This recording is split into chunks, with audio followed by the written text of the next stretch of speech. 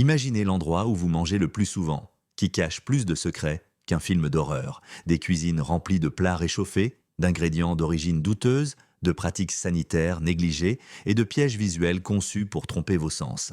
Il ne s'agit pas de restaurants clandestins, mais de certaines des chaînes de restauration rapide les plus célèbres au monde, celles qui se présentent comme familiales, saines ou irrésistiblement pratiques. Ce que vous verrez aujourd'hui n'est ni une théorie du complot, ni un battage médiatique. Ce sont des faits documentés, des témoignages d'employés et des révélations que ces marques préfèrent exclure de leur menu. Préparez-vous, car après cette vidéo, vous ne regarderez peut-être plus jamais votre menu combo préféré du même œil. Passons au sixième, Applebee's. Applebee's propose la carte postale d'un dîner de quartier convivial, des lampes Tiffany aux teintes chaudes, des serveurs tweetant des blagues sur les soirées en famille et des portions suffisantes pour que grand-mère en prenne la moitié dans un récipient. Ce décor soigneusement éclairé cache un mécanisme fonctionnant en pilotage automatique. Dès qu'on ouvre la porte de service, la température chute brutalement. La climatisation se combine au souffle métallique de dizaines de congélateurs verticaux alignés comme des casiers. À l'intérieur, des sacs sous vide affichent les codes de production et les dates de réchauffage, provenant d'usines centralisées où les aliments sont cuits, marinés, scellés et mis en veille pendant des semaines avant d'arriver à table. Au fait, pour ne rien manquer, pensez à vous abonner. On continue. Fajitas prédécoupés et fumés aux arômes synthétiques, travers de porc nappé d'une sauce si épaisse que le récipient peut tomber sans se casser, steaks moulés en portions identiques qui perdent leur jus dans le camion réfrigéré. Le personnel se régénère tout simplement. Le micro-ondes est le vrai chef. La plaque chauffante ne fait qu'ajouter des touches esthétiques. Les seuls produits qui devraient être frais à la naissance, les œufs brouillés et les pommes de terre au four, arrivent partiellement cuits pour accélérer la rotation. Lorsqu'une commande importante surcharge la chaîne, les opérateurs placent des plateaux de pommes de terre précuites dans des fours à convection qui les cuisent en quelques minutes. Elles sont ensuite maintenues sous des lampes chauffantes où la peau sèche tandis que l'intérieur prend la texture d'une purée de pommes de terre chaude. Aux heures de pointe, plusieurs conteneurs dépassent les 10 degrés Celsius. Cette zone chaude favorise la prolifération de bactéries comme Salmonella et Clostridium, mais des contrôles officiels sont effectués pendant les quarts de travail programmés, ce qui coïncide rarement avec la saturation réelle. Un inspecteur du comté de Chatham a raconté, en marge du rapport, avoir trouvé du poulet grillé entreposé derrière des cartons de sirop de soda non datés, à mi-chemin entre la congélation et la cuisson. Le gérant a immédiatement signé une rectification et conformément au protocole, l'établissement a conservé sa cote sanitaire avec la lettre B, que la plupart des clients associent à une sécurité suffisante. Ils ne sauront jamais que B comprend une marge d'erreur qui autorise des températures dangereuses pendant des périodes allant jusqu'à 2 heures, à condition que le refroidissement reprenne avant la réouverture. La star visuelle de la salle, ce sont les fajitas fumantes. Pour obtenir cet effet, un chef vaporise de la glycérine mélangée à de l'eau sur la plaque quelques secondes avant le dressage.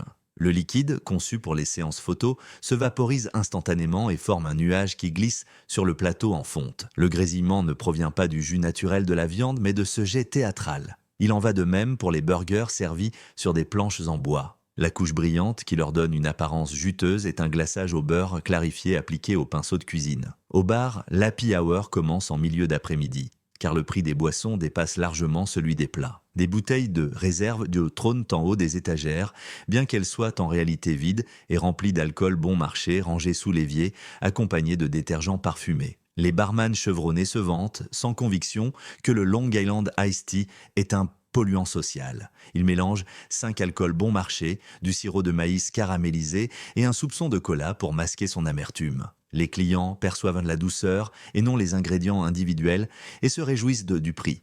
Des photos de plats ratés circulent sur les réseaux sociaux. Un steak gris et flasque sans trace de grill a fini par être comparé à une moquette de motel mouillé. Un autre utilisateur a mis en ligne une margarita fluo avec de la glace trouble et a trouvé des traces de nettoyant aux agrumes en laboratoire. Malgré cela, la chaîne conserve une clientèle fidèle grâce à des coupons imprimés, des offres d'œufs pour le prix d'un et une carte qui rebaptise les mêmes ingrédients pour paraître frais chaque trimestre. La quesadilla Bacon Ranch se transforme en quesadilla au poivre fumé avec juste un changement de garniture.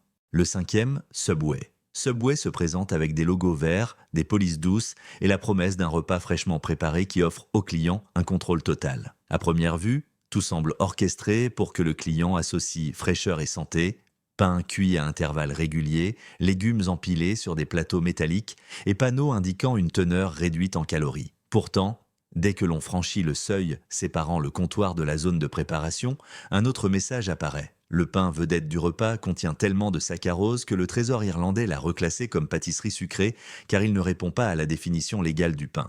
Cette douceur excessive permet de masquer la sécheresse d'une pâte cuite plusieurs heures avant d'être servie et vaporisée d'un spray au beurre pour raviver son éclat. Malgré le marketing sans gluten, des agents de conditionnement de la pâte sont ajoutés pour obtenir la texture spongieuse qui séduit en vitrine. Les protéines parlent d'elles-mêmes, les blancs de poulet sont en fait des feuilles pressées, stabilisées avec de l'amidon et de l'isolat de soja pour conserver leur forme circulaire après la cuisson. Un employé les a décrits comme des tissus humides en raison de leur transparence à la lumière. Le thon, emblème marin du menu, a fait la une des journaux lorsqu'un laboratoire californien n'a pas détecté de séquence d'ADN identifiable de thon dans la garniture de plusieurs sandwichs. L'entreprise a attribué cette absence au cycle de cuisson et aux assaisonnements, mais n'a jamais fourni de détails officiels du contenu. La dinde et le jambon sont transportés tranchés dans des sacs de 1 litre remplis d'un liquide saumâtre. Soumise à la pression du service, certains franchisés modifient la date de péremption pour éviter les pertes. Résultat, la viande dont la date de péremption peut dépasser d'1 jour ou 2 la date autorisée est maintenue humide par le lactate et les phosphates qui masquent de l'apparition de la détérioration. Le rayon fruits et légumes présente également des fissures. La laitue arrive déjà coupée des usines de transformation où elle peut rester jusqu'à 1 semaine avant d'arriver en magasin. Au fil de la journée, les feuilles perdent leur couleur et leur fermeté. Pour les raviver, les employés pulvérisent de l'eau du robinet additionné d'acide ascorbique, ce qui redonne un peu de vitalité aux bords ramollis. Les tomates pâles et les concombres ratatinés subissent le même bain éclairant. Pendant les quarts de travail calme, le même chiffon qui essuie les plateaux essuie les vitrines, puis fait couler des gouttes brunes sur les épinards parés, créant ainsi une discrète voie de contamination croisée qui n'est pas enregistrée sur la liste de contrôle numérique. Des alertes sanitaires apparaissent chaque saison. En Arkansas, un inspecteur a constaté que des filets de poulet étaient à température ambiante car le bac de stockage réfrigéré était surchargé. En Floride, des photos virales ont montré des petits pains brûlés d'un côté et crus de l'autre, conséquence de fours mal calibrés. La chaîne réagit avec des manuels mis à jour et des vidéos de motivation montrant des athlètes olympiques croquants dans des sandwichs rutilants. Les publicités insistent sur le droit du client à choisir chaque ingrédient, mais ignorent le fait que la plupart des options partagent des additifs et des conservateurs qui égalisent le goût. Les risques pour la santé concernent la teneur en sodium, l'excès de sucre dans ce qu'on appelle le pain et le risque réel de bactéries dû à une manipulation hâtive. Un sandwich de taille standard peut fournir la moitié de l'apport quotidien maximal en sel et une seule tranche de pain blanc contient plus de sucre qu'un beignet glacé. Pourtant, la marque prospère pour 3 raisons convaincantes. Premièrement, son omniprésence, des emplacements dans les stations-service, les hôpitaux et les parcs garantissent une présence à tout moment. Deuxièmement, son prix modéré, c'est moins cher qu'une salade maison avec du poulet frais. Troisièmement, l'habitude. En permettant au consommateur de réciter sa commande, elle donne l'illusion d'un contrôle alimentaire et renforce la routine. Quatrièmement, Taco Bell. Taco Bell se vante de ses néons violets, d'une esthétique années 90 et d'une musique entraînante comme une enceinte disco. Son offre est imbattable pour les étudiants et les noctambules. Des saveurs extrêmes pour moins cher qu'un ticket de bus. Mais il suffit d'ouvrir la porte battante de la cuisine pour découvrir une autre scène. Si vous appréciez, n'oubliez pas de laisser un j'aime et de vous abonner. Les haricots, fleurons des burritos classiques, sont livrés dans des sachets de poudre brune. Il suffit d'ajouter de l'eau bouillante et de remuer. Le mélange obtenu prend la texture des pâtes scolaires avec un arôme salé. Le bœuf haché, présenté comme assaisonné, contient en réalité un peu plus des 4/5 de protéines de bœuf. Le reste est une formule à base d'avoine, d'isolat de soja, de dioxyde de silicium et d'antiagglomérants qui assurent l'homogénéité et réduit les coûts. Cette proportion est confirmée par des analyses de laboratoire indépendantes, bien que la publicité omette les détails. Au petit matin, lorsque la file de voitures serpente autour de l'établissement, les contrôles de température deviennent plus souples pour maintenir la rapidité du service. Les sacs industriels de crème fraîche périmée sont ouverts à la discrétion du gérant. Si la couche supérieure semble grumeleuse, un coup de spatule rapide révèle une zone visuellement sûre, et l'opération reprend. Le fromage râpé attend dans des trémilles, exposées à l'air, jusqu'à ce qu'il forme des croûtes sèches qui sont ensuite émiettées à nouveau à la main. Les machines à glaçons et à soda sont rarement nettoyées à fond. Une inspection aux ultraviolets a révélé une substance visqueuse, sombre, et des colonies bactériennes entre les serpentins dissimulés sous le couvercle chromé. Chaque ingrédient, pris isolément, semble insuffisant. Ensemble, ils composent un algorithme sensoriel stimulant. Le laboratoire de développement conçoit des séquences de croquants, d'onctuosité et de piquant capables de déclencher la dopamine dès la première bouchée. Résultat, un plaisir bon marché, disponible à tout moment, qui encourage l'habitude plutôt que le plaisir conscient. Des clients ont publié des photos de tacos dont la garniture recouvrait à peine la moitié de la tortilla, qualifiée sur les réseaux sociaux de « soupir qui regrette beau d'être né ». Les blogs de restaurants décrivent les haricots comme un ciment au goût de haricot, tandis que la viande est qualifiée de moelleuse, sablonneuse ou sucrée. Le risque latent n'est pas seulement organoleptique. Un excès de sodium dans un seul repas peut approcher l'apport quotidien recommandé. Les graisses saturées et les additifs multiplient la charge calorique. Pire encore, une viande laissée trop longtemps dans la zone chaude favorise la prolifération d'agents pathogènes. Des rapports sanitaires ont cité des établissements qui ne vérifiaient pas la température, réutilisaient des gants entre les préparations crues et cuites et laissaient des insectes pénétrer dans les distributeurs de sauces. Troisièmement, Olive Garden. Olive Garden accueille ses clients avec un arôme d'ail rôti, une musique de mandoline et la promesse d'une cuisine familiale à prix raisonnable. L'envoûtement dure le temps que l'hôte se tourne vers la cuisine.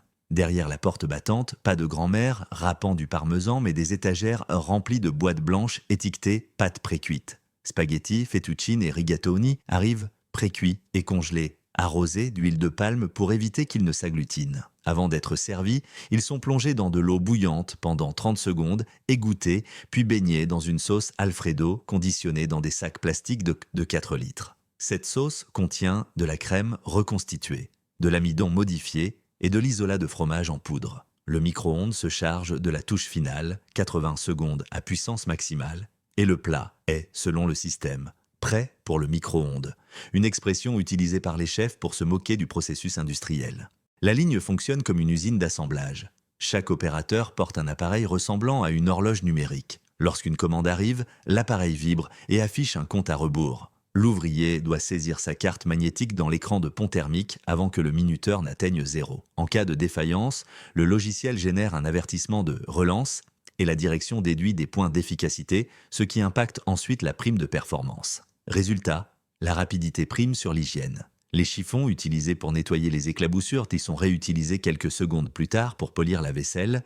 Les louches contenant des restes de fromage brûlé sont recyclées d'une casserole à l'autre, car leur passage au lave-vaisselle ralentirait le flux. Les inspections sanitaires menées entre 2019 et 2024 font état de constatations répétées. Ustensiles recouverts d'une pellicule graisseuse, insectes encerclant des seaux de nouilles et contenant de laitue conservée à des températures de tiède. Un inspecteur du comté d'Orange a constaté que des cuillères de service étaient immergées dans de l'eau à température ambiante grouillant de particules alimentaires, un terrain propice à la prolifération des bactéries. L'épisode le plus viral était une vidéo montrant une lasagne qui se tenait debout et vibrait lorsqu'elle était touchée par une fourchette. La texture gélatineuse était due à la carragénine et à la gomme xanthane, des épaississants utilisés pour solidifier la couche de fromage sans la cuire. Deuxièmement, Chipotle. Chipotle est né avec la devise « Une cuisine intègre » et l'esthétique minimaliste de ses restaurants renforce cette idée.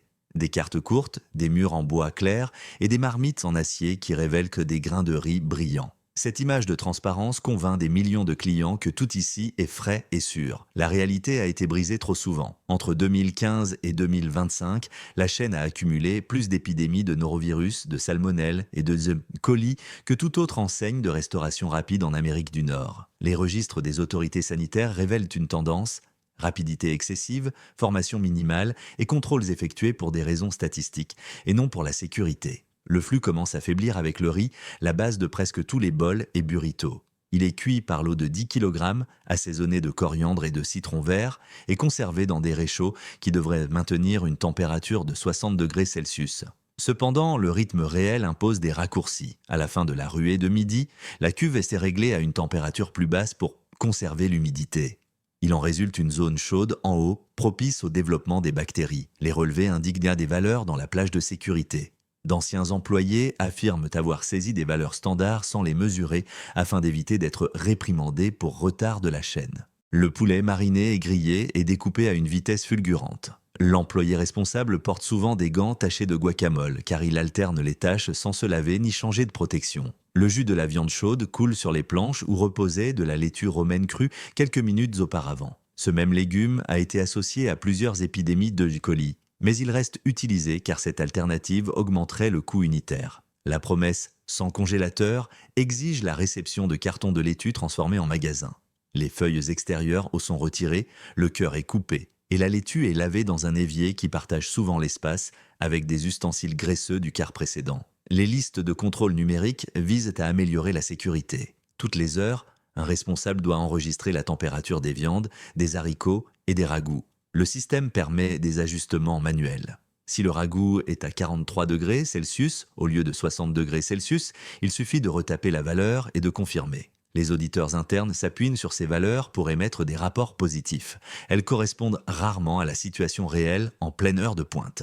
Lorsqu'un symptôme suspect, comme des vomissements, apparaît chez un employé, le protocole prévoit son renvoi chez lui et la désinfection du poste. Cette précipitation conduit à remplacer la quarantaine par un simple nettoyage rapide avec une lingette désinfectante, ce qui, qualifié de nettoyage en profondeur, prend moins de 5 minutes.